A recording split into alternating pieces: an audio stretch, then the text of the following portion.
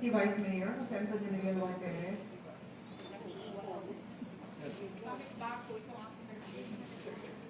The presiding officer for Tempore, Councilor Apollo Nagibangay. The majority floor leader, Councilor Srigo Virado. Minority floor leader, Councilor Oscar A. Guling.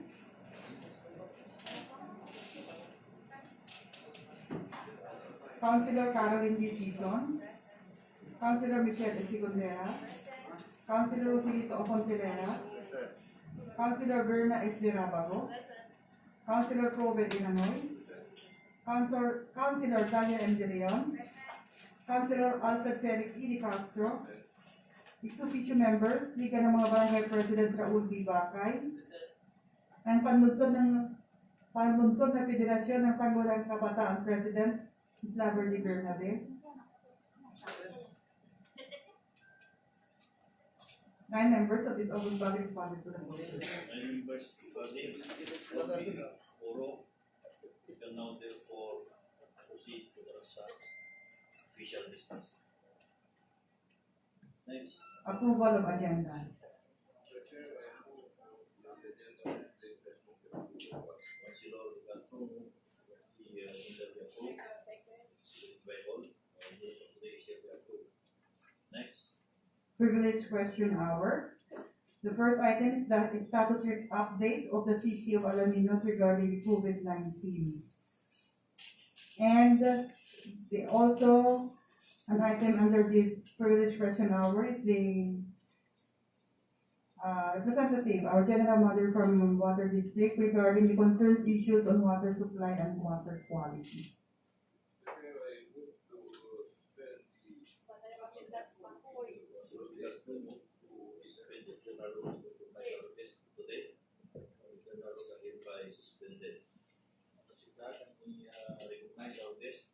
Our guest for item number 1, this is the status update of the City of Alaminos regarding COVID-19. We have our officer in charge of the CHO, Dr. Dana, Dr. Daphne D. Uson. Okay, Dora, can you brief us on the status of COVID-19 in Alaminos?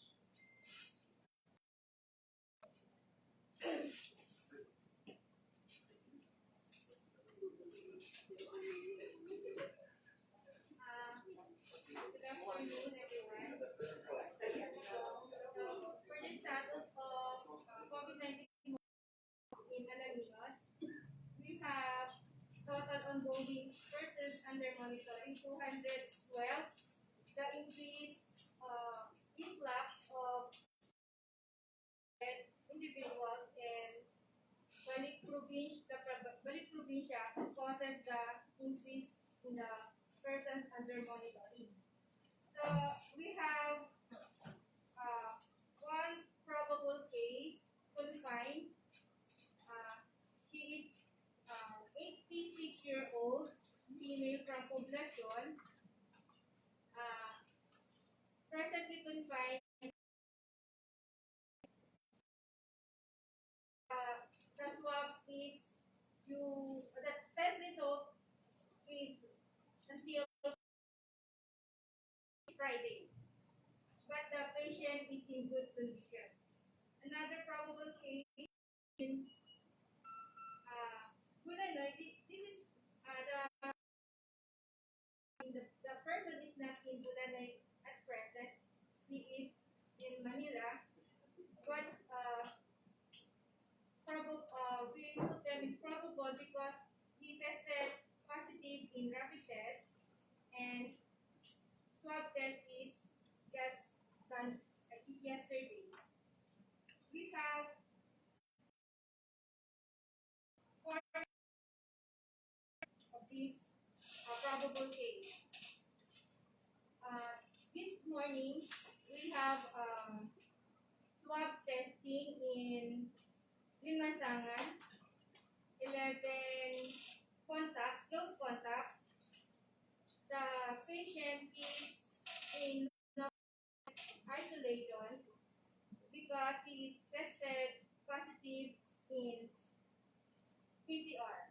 He is Apor Manila.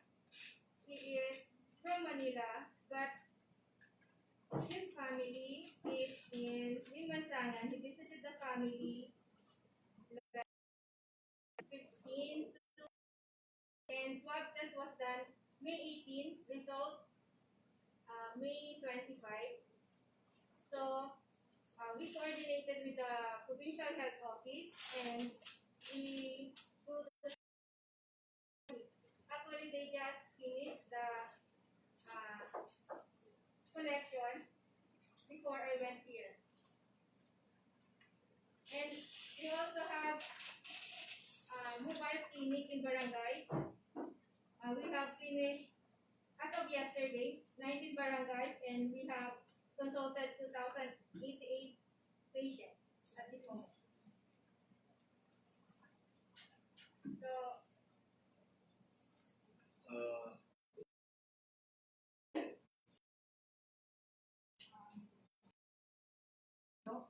regarding LSI as well as the provincia, will they be subjected to a mandatory quarantine within a specified area provided by the LGU or simply a home quarantine? Returning of Alaminos, we quarantine them either at the facility or home quarantine. We check for their documents if they have and medical certificate. However, most of the returning residents only have we don't have the travel authority. That's why we bring them to the quarantine facility in Bulanoy. Raul. Tanong ko lang yung, kasi yung mga dumarating na LIS, LSI, na dumarating sa mga barangay, kapag tinitignan namin yung mga medical nila, parang 1 week, 5 days na sila ng medical bago sila darating dito. Kailangan po ba yun na quarantine tawag nila 5 days? Ano ba yung pagdundok? Di ba dapat puntahan natin yung quarantine na? Sir, ang nangyayari po kasi doon, ang guidelines po kasi, isasabit nila yung medical certificate sa PNP. Tapos, yung PNP po, isasabit pa po nila sa province or sa county for approval. So, ganun po na, kaya po na-delay po. Yung sa travel authority po nila. So, ang nangyayari po, ang receiving town or city, meron po tayong sariling protocol kung quarantine pa natin sila ulit. So, sir, mostly po is pina-quarantine na talaga. yes, Kapag Doon yung sa mga OFW naman, na-COVID, na-quarantine ng ilang ng 14 days. Pa-quarantine pa ba natin dito? Sir, nagpa-quarantine po tayo ng home quarantine for 5 days po as advised by LGIS. Kung quarantine na siya. Yes.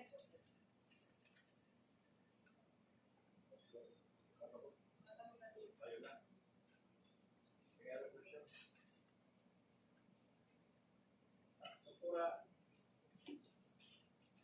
Pastor Sison. Paano po kung halimbawa yung mga problem cases natin ang paano? Tapos iba may mga contact cases na paano kung magpasok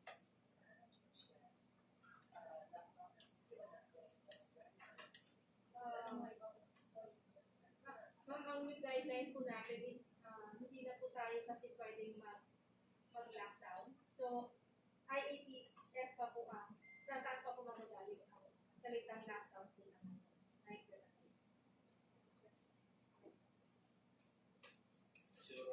Yes, Doktora, yung kung ano patient na sa poblasyon, I heard from the relatives, pagkulot, kasi may kami kilala doon na ako niya. Ano sabi niya ng isolation? Yes, ma'am. yung test result niya. So, we consider yan na infectious hanggang wala pa po yung result. Hindi po natin pwedeng na-solve na siya, isama na natin sa regular work. Kailangan pa po may result na negative siya bago siya masabi po natin.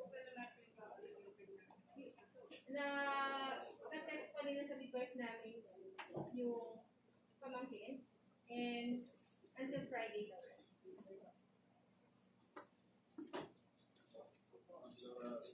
Yes, Doc, yung nag-positive po from Sual, tapos yung mga naka-quarantine po ngayon dito sa ating city, sila po ba yung may personal contact? Doon po sa nag-positive sa Sual. In-identify po nung buleno, yung isa lang po yung may close contact. So, kung nagkakan po tayo ng tracing, to identify the close contact. Yung iba po is, Matanong ko na rin po, Doc, kasi I guess sila po ay considered as health of the essential goods and merchandise. Kasi po, I think, isa po sa, I think they are considered as, board. Ngayon po, what is our procedure when it comes to delivery personnel po, especially those who are coming from highly infected areas or high infection areas? we have our meeting yesterday with admin and the CMP. So, nagka-come up sila ng parang guidelines na magkakaroon po ng manifesto, like sino yung sakay, saan papunta, and maybe require all business establishment, logistics, yun po yung mga in and out po ng Alaminos na may manifesto po sila, yun po ipapakita sa checkpoint or easier contact tracing po. Katulad po sa mga tricycle.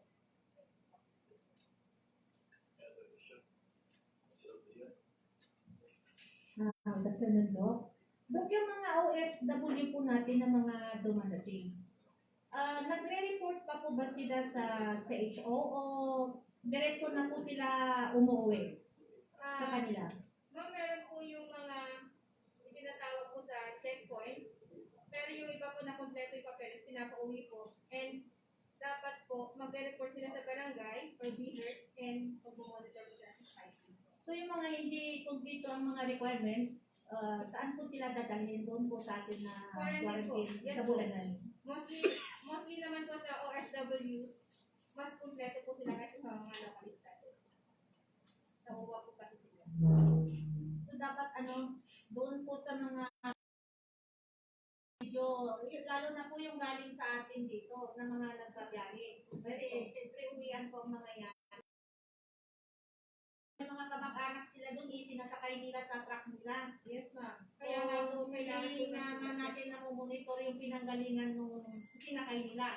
Yes po, ma'am. At saka yung sinakay nila kung baka positive yun. O may dalang.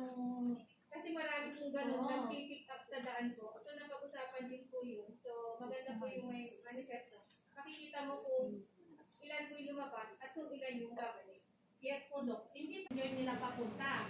And then, dapat pag pauwi sila, yung pa rin yung sakay. Yes po. Kung dalawa sila pumunta, dalawa pa rin sila yung uuwi. Yes po, sa checkpoint po. Pero nung nasagsagan po kasi ng mga March or April, marami po nakikita naglalakad yung mga pahinati. Sinasakay, sinisiksik po sa loob ng truck. Tinatabunan po ng mga sakong, mga ganun po. Kung ano po para makapasok. Siguro dahil sa nakawa. Pero ando na tayo naawa, pero dapat magiging straight po tayo. Yes po, ma'am. Sa checkpoint po siguro natin.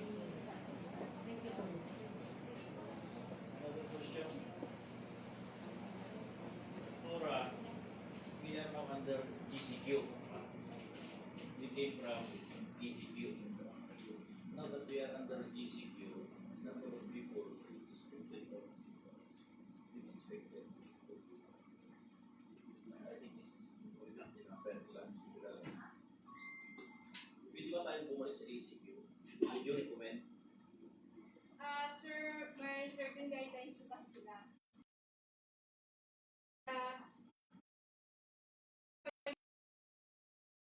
Rules po tayo, ID.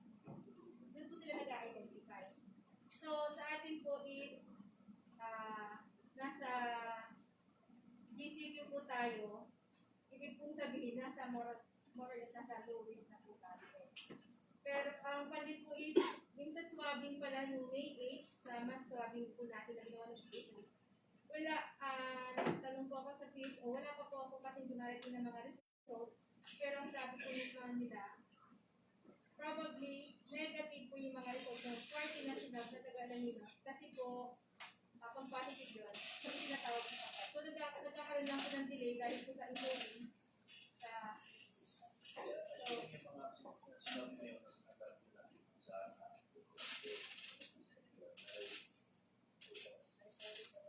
suppose, it will turn out to be positive sa COVID.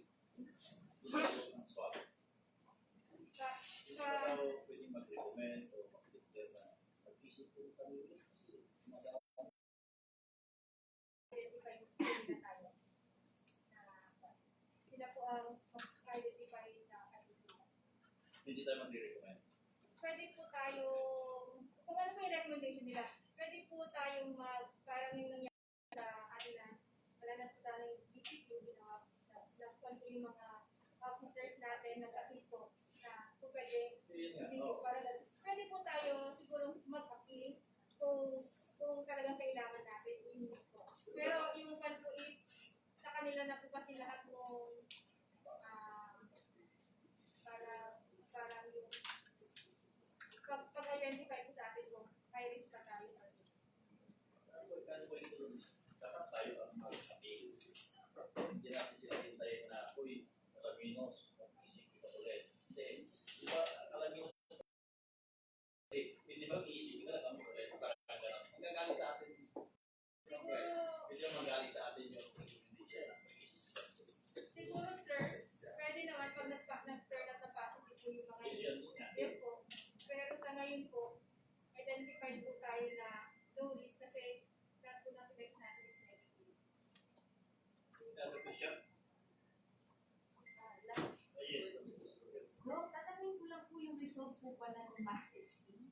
Yes po, yun po yung sumama po kami sa PHO kasi marami na po nagtatanong sa akin sa result kasi wala pa po akong hinahawakang result. May 8 pa po yun, sabi ko magpe-21 days na sa this Friday yung na-test. Ang sabi naman po sa akin sa PHO, nagkakaroon po kami ng delay sa encoding sa BQH. So, para pag negative, hindi po nila napapansin. Pero pag positive, so, sabi niya, ibig sabihin, negative kayo kasi kung may nag-positive, sinabi na po pa. Yung encoding lang, kaya wala na po natin. The other question? Kung wala na question, masiguro ba na? Dok, kung lang yung ilang base ko na rin sinasabi ito, yung actually, parang yung mga nag-deliver yata, yung mga maratamaan ngayon. Dito sa may Sabaro, yung mga jailer, ang dami nila dyan, galing dinilipat sila sa Bulacan, Manila, Laguna, Cavite, Manila. Kung baka maaari turanapan, may recommend na doon na lang sa airport. Sa airport na lang sila kasi mayroon naman sasakyan ng po pumapasok sa Palapisan na taga rito, i-deliver dyan sa area sa parang at least Siguro, sir, baka pwede nyo i-recommend yan sa Liga and i-akyat po. yun ang basis Yes na. po. Yes po. Pwede nyo po. Kasi GCQ po tayo and upper po sila. So, yung recommendation siguro po, magagaling po sa inyo at sa Liga. Tapos i-akyat nyo po. Nandun na tayo, ako tayo ma'am, pero hindi naman natin tulungan kasi nakapasok naman sila sa Palalino. Nilalagyan lang natin sa area na dapat para kaligtasan ng Palalino.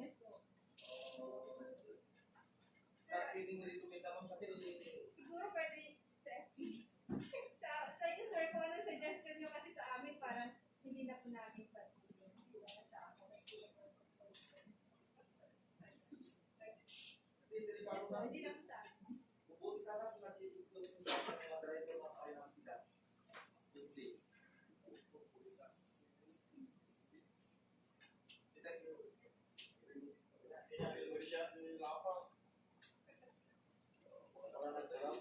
Sige po, salamat po. Thank you po, sir. Sama-sama po sa amin. Thank you. Next.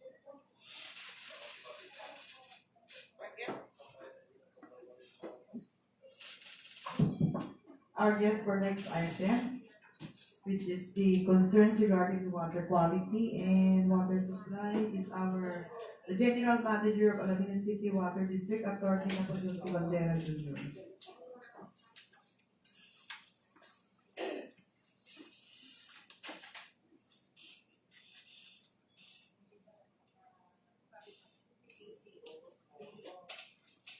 Good afternoon po. Yeah.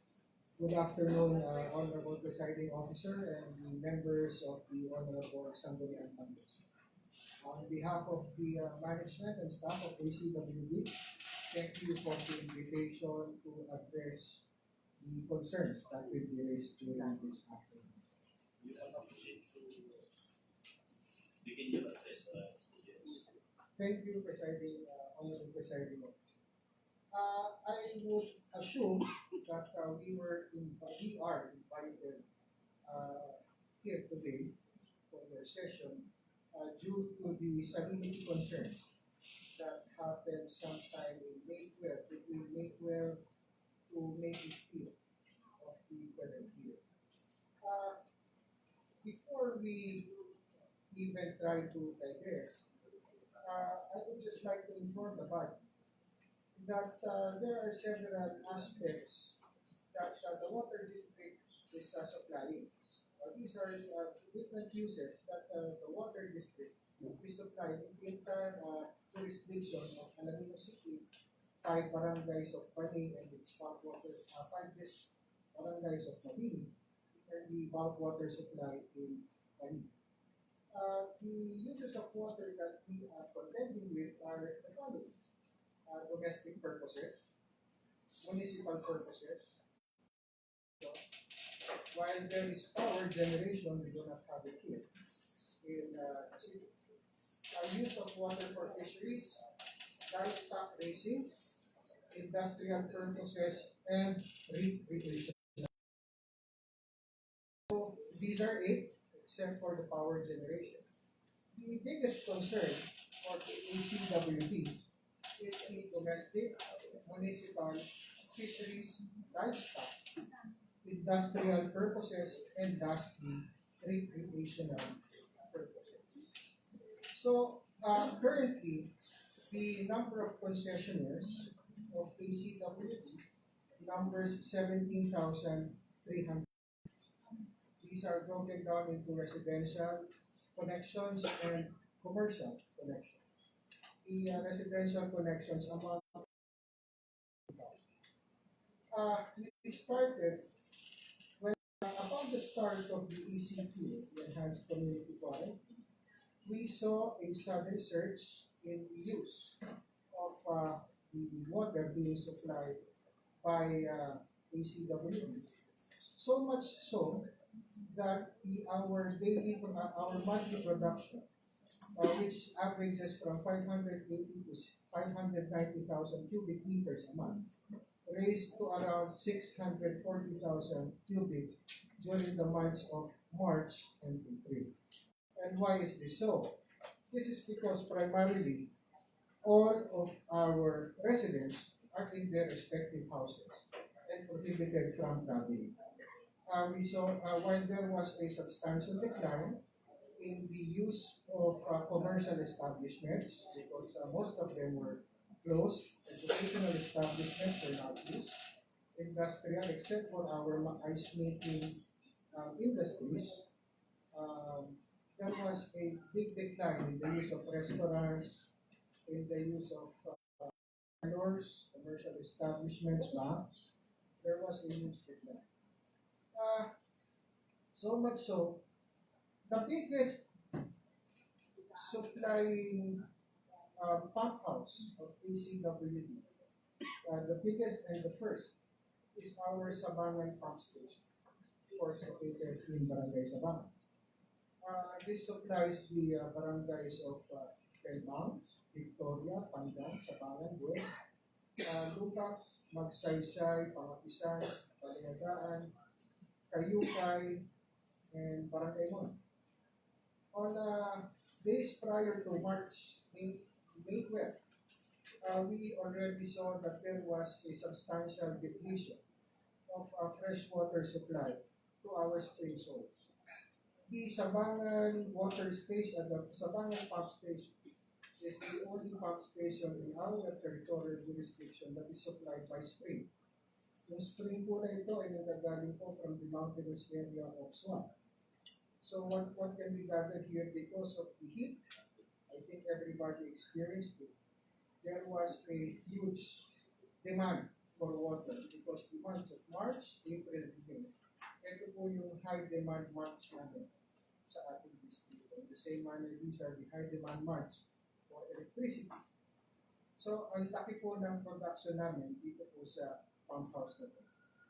So much so that in 1991, the problem of salinity started. Very opportune because we just experienced an earthquake a few minutes ago. This problem of salinity started sa Sabangan when we had experienced the great earthquake of 1991. Fissures were occasioned within the water walls of the well containing our spring source. But more than that, and after my presentation, I hope that we could also seek appropriate legislation because aside from that particular issue, there are several causes that cause salinity to our groundwater. Ano po ito? The National Water Resources Board, or the NWRB, in 2004 has already clamped down on the unauthorized digging of deep wells that pump out underground water sources. Ano po ang epekto ng unabated construction of deep wells within a particular jurisdiction? There are two that are notable. One is land subsidence. Bumabagsak po ang lupa ng isang jurisdiction kapag madami pong unauthorized construction of wells. Bakit ko po sinabing unauthorized construction? Ang pagtatayo po ng mga wells at ng mga deep wells natin na motorized, ito po dapat ay pinagpapaalam at hinihingan ng kaukulang permiso galing sa National Water Resources Board. To my knowledge, there are only about two that are city of Alaminos. And I think one of them is yung doon po sa Kubo, which is the ice plant. There are only two. Prior to the ECQ, in view of this, prior to the ECQ, we already got in touch with the NWRB. For what purpose po? Ang purpose namin is to invite the NWRB to conduct an inventory of unregistered deep wells here in the city. Bakit po? Isa po sa malalaking challenges natin because we are a coastal town.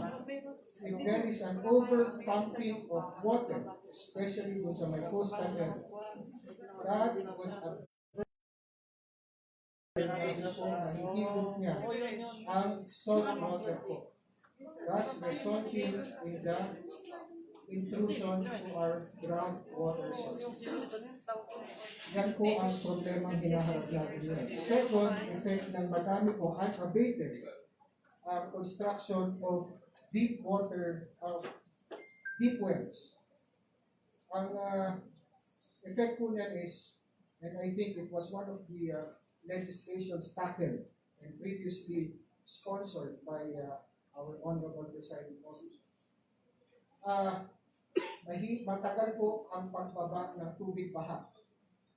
Kapag madami po tayong mga deep wells na continuously nag-churn out ng ating groundwater.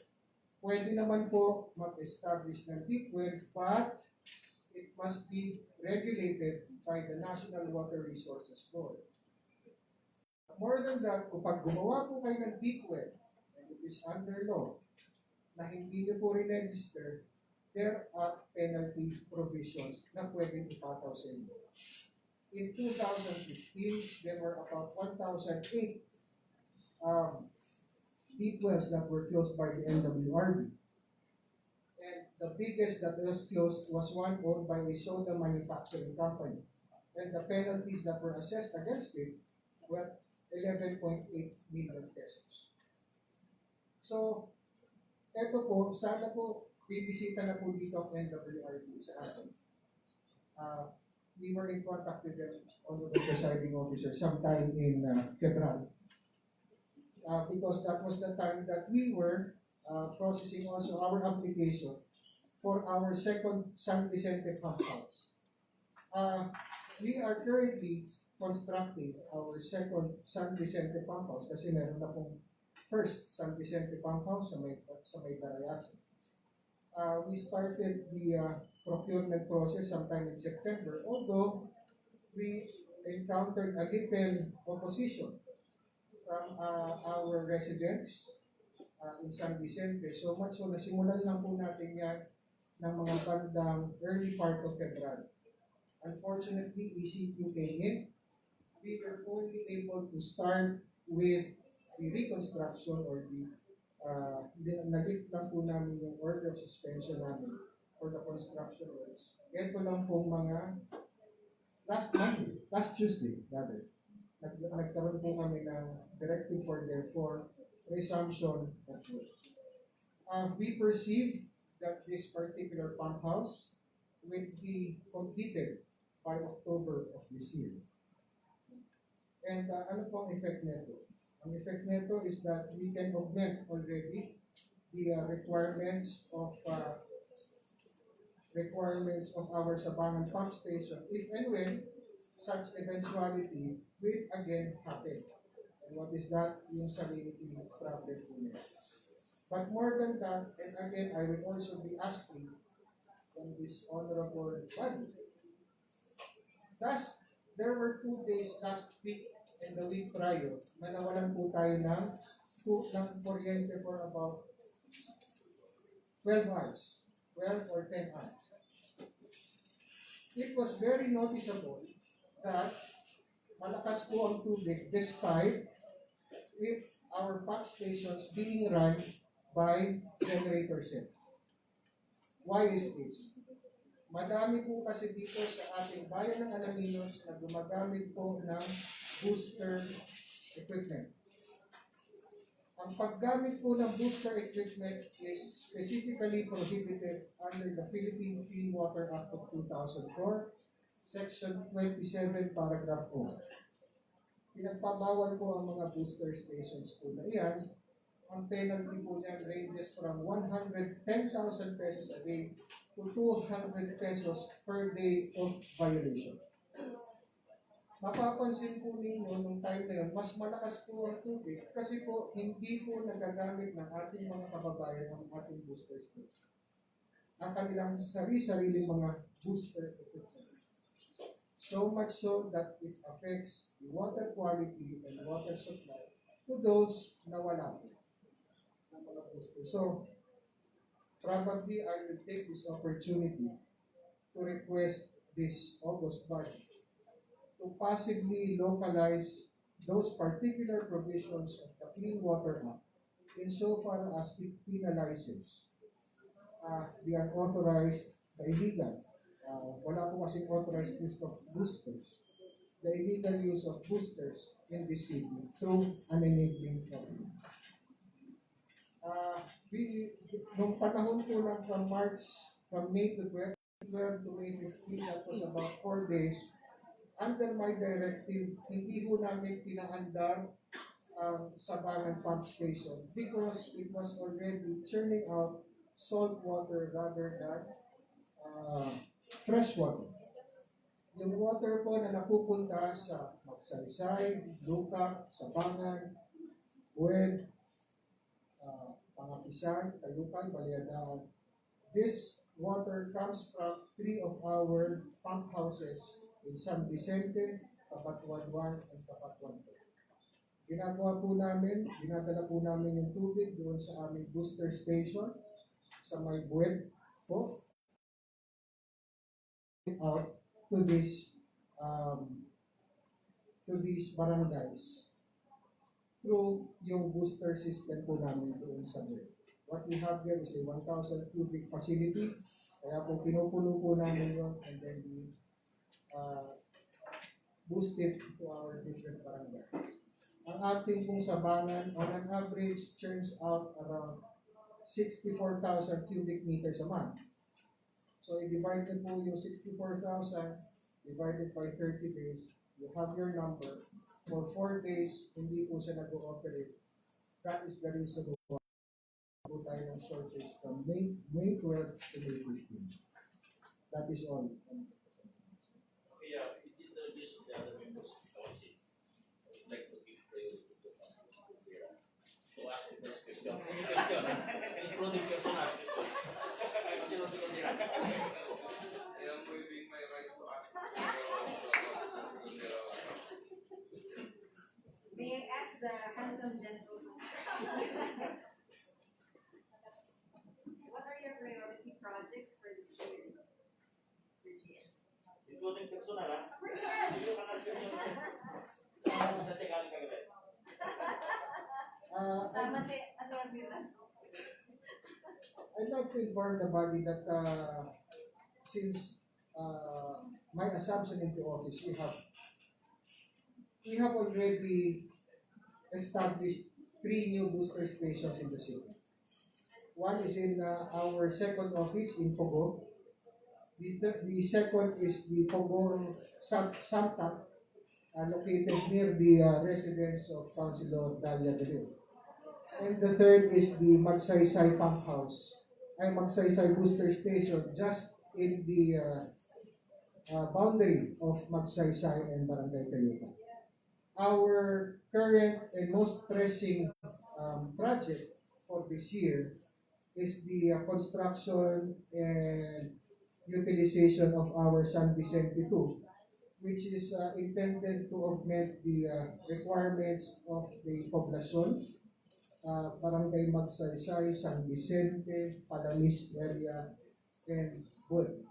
So again, as I said earlier, we envision that there being no other declarations of community quarantine, we would be able to successfully finish this and have it operational by most probably end of October, middle of November. Okay, any other question?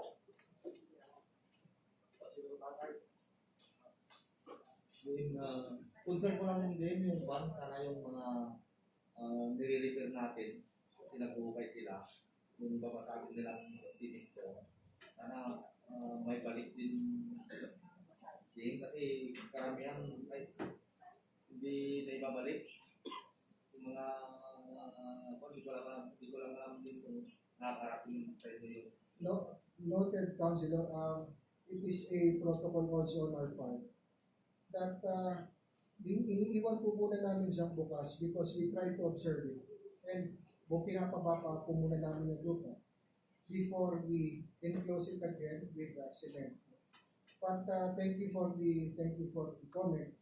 And I assure you that ipaparating po namin yan sa aming commercial and engineering. At least magawa po namin overnight from the time na naman. Yes, attorney, tatanong po sana ako. What may items na ang tubig natin maalat or sometimes Yes, ma'am.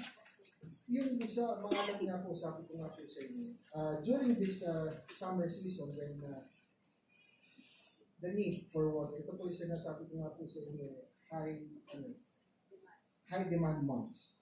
Itong March, April, and May po natin. And during this period po, mahina po yung ulan natin because ang nagsiservice po ng part of population is being serviced by the pump house of Sabang. Although ang majority po ng population area natin ang nagagaling po niyan is San Vicente and Capatuan. Dumadating po yung period talaga na inundated yung fresh water supply natin with the salt water inclusion. Again, one of the reasons why is the unabated building of construction of deep wells.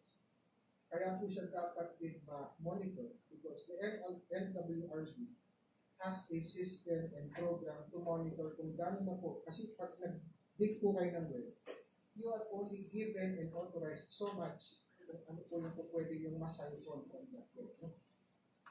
Unfortunately, hindi po natin na-monitor yan because nga po, hindi po naka-register. And if it results in the over-pumping and over-siphoning of fresh water, ang nangyayari po sa kanya is na-apektuhan ng ating mga aquifers and nag-i-invite po tayo ng salt water in as much as we are a coastal town and we have around 17 coastal towns. Yan po yung challenge po natin. But again, sabi ko nga po, NWRB is coming this year and we will conduct a massive investigation. Yun lang po yung pag-localize lang po sa it would also be a big help to us. Kasi po, unfair po doon sa mga tao, walang mga booster stations, walang mga booster pumps. Kasi po, naapektuhan po nila yung mga bahay-bahay at mga concessionaires natin na wala pong booster station. Humihina po yung tubig po. Kaya po, I hope that through the Honorable Presiding Officer, we could possibly take a look at localizing that particular provision of the Clean Water Act para po ma-inform din natin ang ating mga constituents that there is such a prohibition.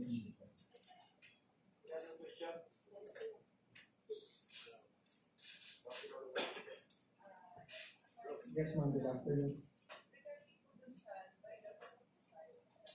Yes, ma'am.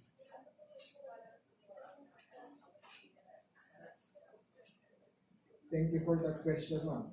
Simula po ng March, ang ating po mga concessionaires, we are not implementing penalties. No? Hindi po kami nagpapataw ng penalties.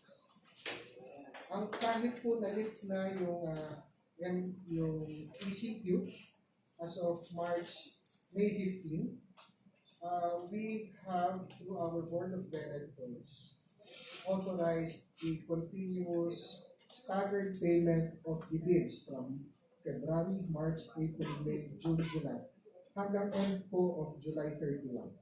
Pag hindi po pa po sila makapagbayad, kasi kung pumupunta po ang mga tao doon, can we just pay 1 month, 2 months, pinapayagan po namin.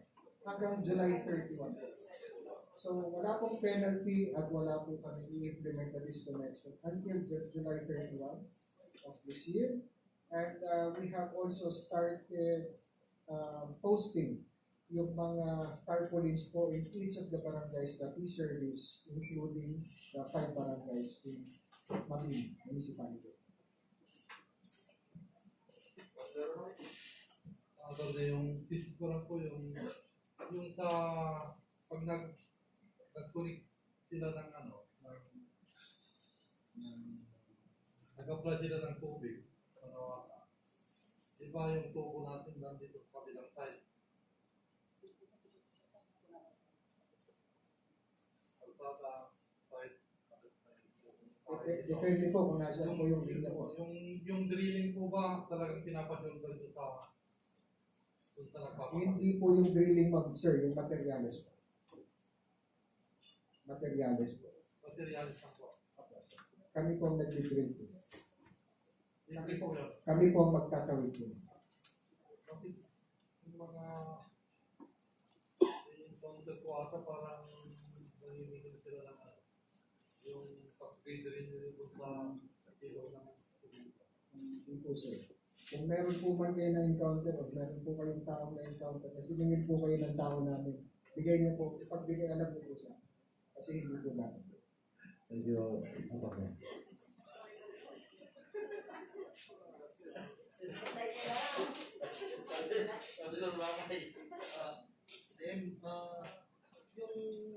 pag-install nyo yung mga ugatan, sana all. Ano? Sorry po. Yung pag-install nyo yung mga ugatan ng kamay sa bawat barangay, sana all sir. Lahat po sir. All 39 barangays po.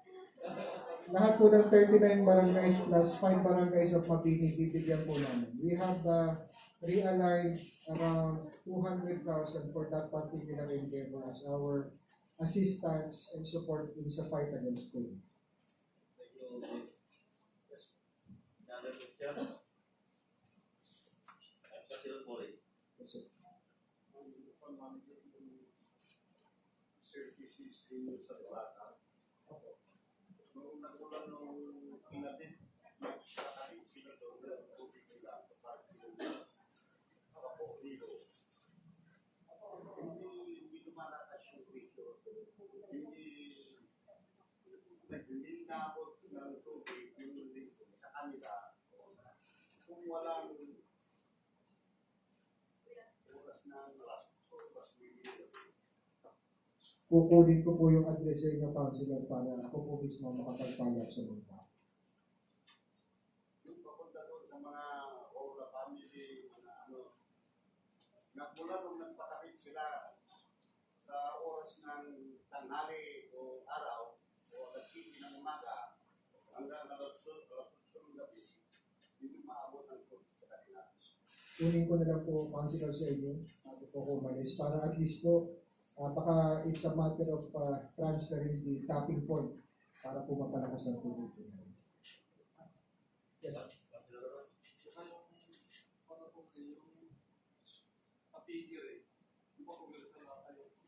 Yes po. Ay, may pwede na pong ano po yun, i-reclassify. It would depend on the actual use case. Ano po yun, it would depend on the classification. Pag yung ganun po sir, pwede po natin i-revert na sa ordinary residential if it can be shown that there is no more commercial activity being undertaken in that particular area.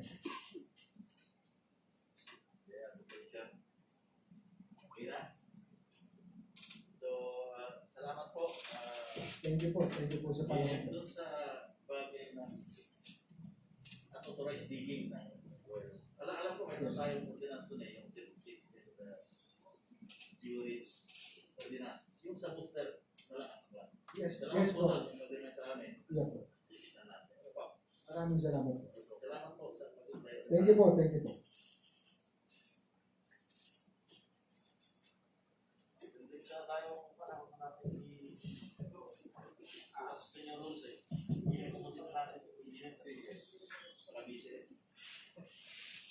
Next item is the let's proceed to the unfinished business, which is the proposed resolution approving the additional partial list of specific projects funded out of the 20% development fund amounting to 1,048,350 pesos and the special purpose appropriation amounting to 597,822 pesos of the City of Alaminos for calendar year 2020. Our resource person for this item is our CGSO Engineer Bonifacio Martinez.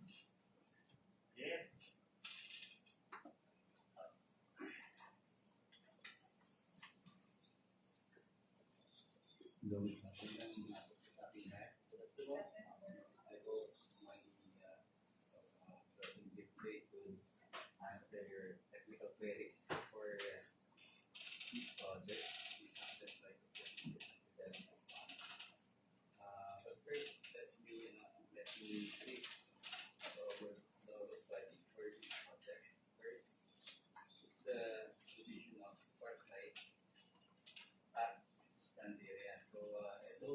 construction ng 28 post, steel post with 181 solar powered arc light para po sa bagong constructed island area. Now, this amount around 598,000 and it is undertaken or is being undertaken by administration. Second is the procurement of 300 cubic meters mixed gravel surface for the vacant lot one area. The purpose of which is to if not to eliminate the inconvenience caused by yung alikabok sa area. This is our cheapest solution para hindi mabigyan ng inconvenience yung mga apelwa. Now, I think the third project is the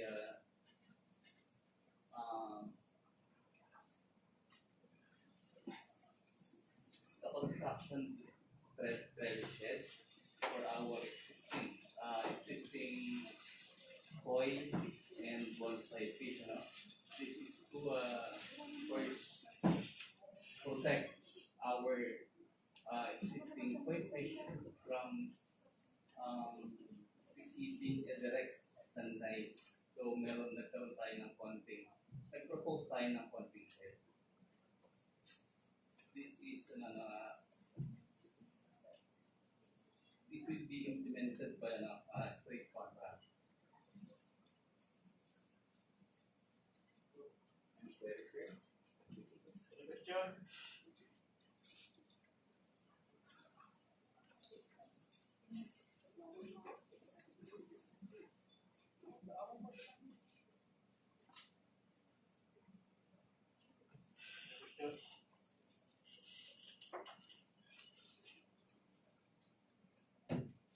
Ito ba yung pan?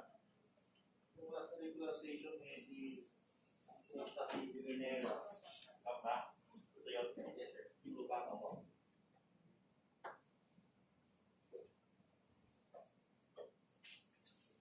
Ang mo lang dito, Binera.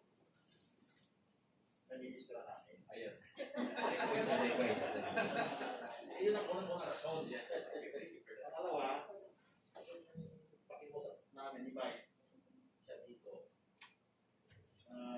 Umpisa na yung project bago naman dito. Nakikiusap, pwede susunod. Yung approval ng budget na proposed ko yun. Unahin bago sa project. Yes, sir. Our quality right now, with all due respect, we belong in the operation. So,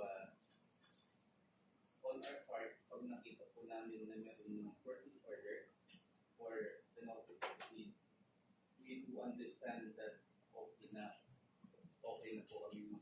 Now, hindi po namin gaano kabisado yung requirements ng finance policy. So, pinapaaga po. So, next, from here again, please accept our apology. The next time, mag-coordinate kami mabuti sa aming finance policy before starting the process. Okay. May nasa question? Wala na? Makita niyo na si Pera. Dito, nag-submit po kami ng status report for all the requests. Meron dito i-report para dito sa report. Kaya yung mga pati namin, mga project din tayo, Yes, sir. Actually, meron akong listahan kung bibigyan ko na kayo ng copy, sir. may nasa question? Tapos na po yan, Actually, ma'am, dito, yung isa ko ay hindi namin ng konting solution para yung naman paggrabe yung alikabok. So, mga ilang percent na po ang nakagay? Yung sa ma'am, yung sa gravel surface course, may only na 50% ka lang kami. So, meron topping. And then yung sa park side, na-install na po lahat ng rides, together na ko yung pinning part and the finishing to go. Pero yung lights, ma'am, opo. tapos na eh.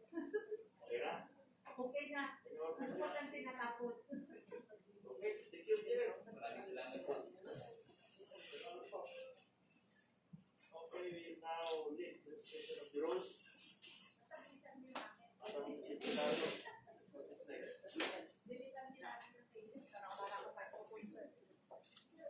I proceed to the communications received.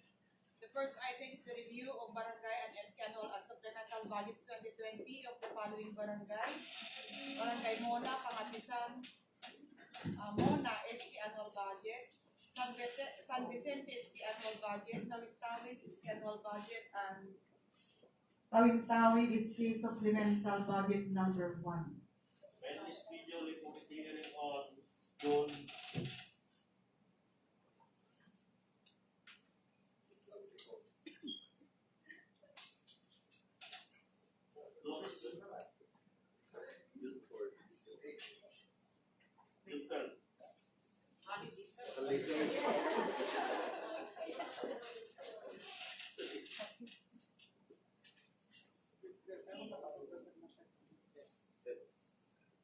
June 4, hindi holiday yan.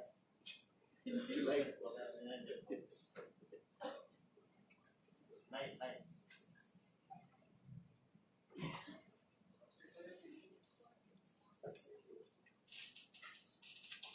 Ayun po. Ayun classes mo. Next. Now we proceed to the business of the day. Under unfinished business, we have the resolution approving the additional partial list of a specific projects funded out of the 20% development fund amounting to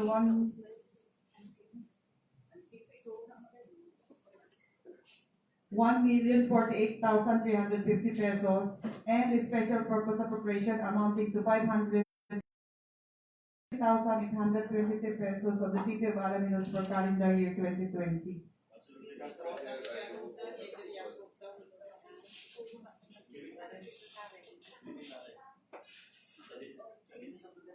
yes, sir, business of the day po.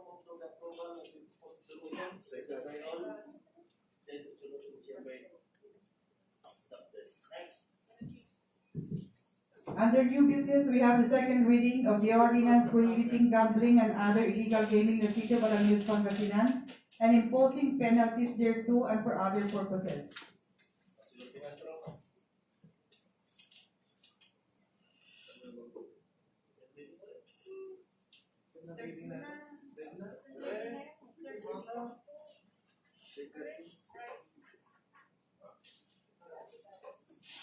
I move, Mr. Chair, that we set after the created for 20. Okay, now we will approve that the issue of the calendar for third reading during our next regular session. Second reading of the proposed ordinance, price freeze ordinance of the City of Alaminos, Pangasinan.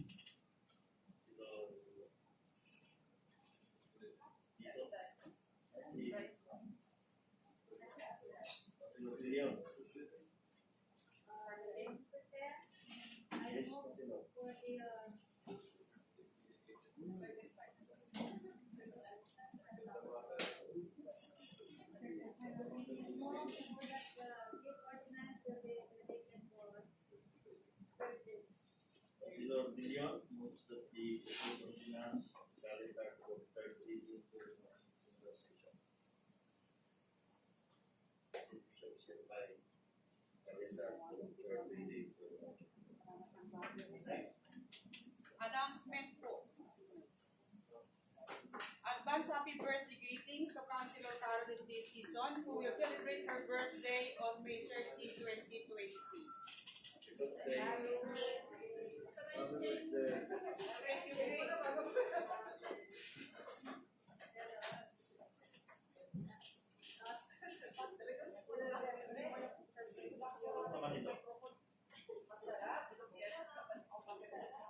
Ito na to? Apat ako, mayroon akong dalawa doon.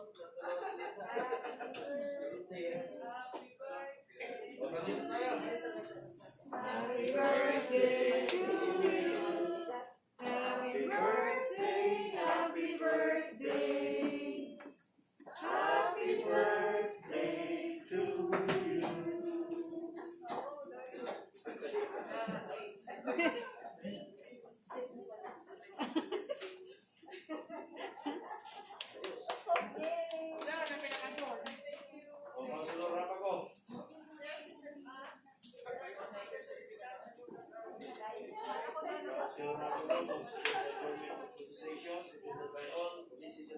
yun.